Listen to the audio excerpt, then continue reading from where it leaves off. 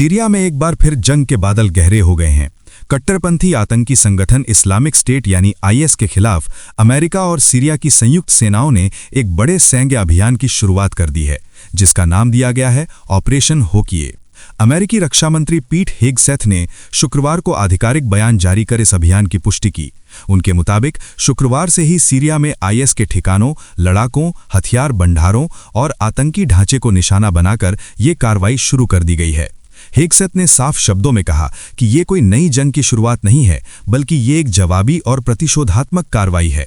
उन्होंने बताया कि अकेले शुक्रवार को ही आईएस के कम से कम 70 ठिकानों पर हमला किया गया। इन हमलों में F-15 और A-10 लड़ाकू विमान, अपाचे हेलीकॉप्टर और हाई मार्स रॉकेट सिस्टम का इस्तेमाल किया गया। अमेरिका के अनुसार इस कार्रवाई में कई दुश्मन लड़ाके मारे गए हैं और अभियान आगे भी जारी रहेगा। इस सैन्य अभियान की पृष्ठभूमि बेहद गंभीर है। पिछले शनिवार को सीरिया के ऐतिहासिक शहर पलमायरा के पास एक अमेरिकी सीरियाई काफिले पर आईएस ने अचानक गोलीबारी की थी। इस हमले में मौके पर ही 2 अमेरिकी सैनिक और उनका एक दुभाषिया मारे गए, जबकि 3 अन्य अमेरिकी सैनिक गंभीर रूप से घायल हो गए। सीरिया के गृह मंत्रालय ने बाद में हमलावर की पहचान उजागर करते हुए बताया कि वो कभी सीरियाई सुरक्षा बलों का सदस्य था, लेकिन बाद में आईएस में शामिल हो गया। इस बीच अमेरिका के राष्ट्रपति डोनाल्ड ट्रंप ने भी social media platform truth social पर एक कड़ा संदेश जारी किया। ट्रंप ने लिखा कि सीरिया में अमेरिकी सेना बेहद गंभीर बदला ले रही है और इस कार्रवाई को सीरियाई सरकार का पूरा समर्थन हासिल है। इस बयान ने साफ कर दिया है कि मध्य पूर्व में शक्ति संतुलन एक बार फिर तेजी से बदल रहा है। उधर मध्य पूर्व की राजनीति और हथियारों की दुनिया से जुड़ी एक और बड़ी खबर सामने आई है। फ्रांस के खोजी समाचार माध्यम इंटेलिजेंस ऑनलाइन के अनुसार संयुक्त अरब अमीरात ने चुपचाप इजराइल के साथ इतिहास के सबसे बड़े हथियार सौदों में से एक कर लिया है। ये $2.3 अरब का सौदा इजरायली रक्षा कंपनी एल्बिट सिस्टम्स के साथ हुआ है। इस सौदे के तहत अमीरात एल्बिट की अत्याधुनिक जे-म्यूजिक एयर डिफेंस प्रणाली खरीदेगा, जो लेजर तकनीक के जरिए मिसाइलों के सेंसर को निष्क्रिय करने में सक्षम है। बताया जा रहा है कि इस तकनीक का निर्माण संयुक्त परियोजना के तहत अमीरात में ही किया जाएगा और इजरायली सरकार पहले ही इसे मंजूरी दे चुकी है। इस सौदे को पूरा होने में करीब 8 साल लग सकते हैं। इसे इजराइल के इतिहास का दूसरा सबसे बड़ा हथियार सौदा माना जा रहा है। हालांकि इसकी संवेदनशील प्रकृति के कारण कई जानकारियां गोपनीय रखी गई हैं।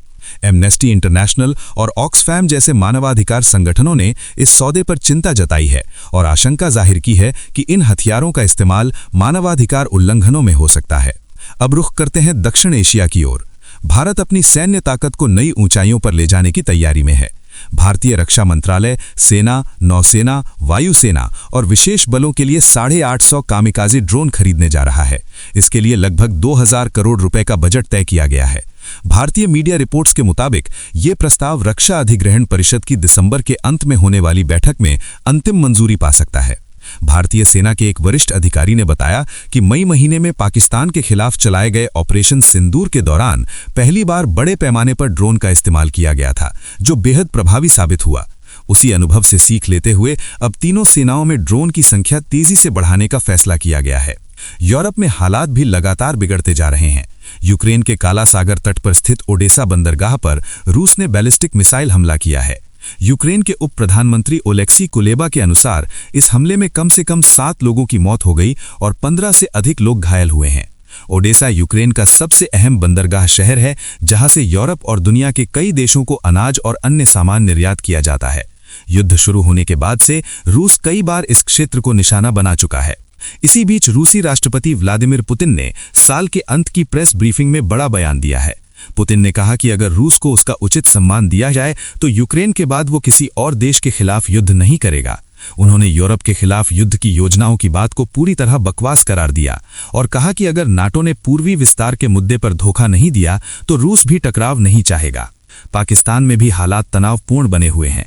खैबर पख्तूनख्वा के उत्तर वजीरिस्तान जिले में एक सैन्य शिविर पर आत्मघाती हमला हुआ, जिसमें 4 पाकिस्तानी सैनिक मारे गए। सेना के अनुसार हमले को अंजाम देने वाले 5 आतंकी भी मारे गए। पाकिस्तानी सेना ने इस हमले के पीछे अफगानिस्तान आधारित आतंकियों का हाथ बताया है और अफगान तालिबान से सख्त कार्रवाई की मांग की है। इसी देश में राजनीतिक बयानबाजी भी तेज है। प्रधानमंत्री के सलाहकार राना सनाउल्लाह ने आरोप लगाया है कि पाकिस्तान तहरीक इंसाफ के संस्थापक इमरान खान खुद सरकार से बातचीत की राह में रुकावट बन रहे हैं। उन्होंने ये भी कहा कि 9 मई की घटनाओं में अगर पूर्व आईएसआई प्रमुख फैज हमीद की संलिप्तता साबित होती है तो मामला सैन्य न्यायालय में जाएगा और इमरान खान भी इसकी जद में आएंगे। और आखिर में अमेरिका से आई एक चौंकाने वाली खबर।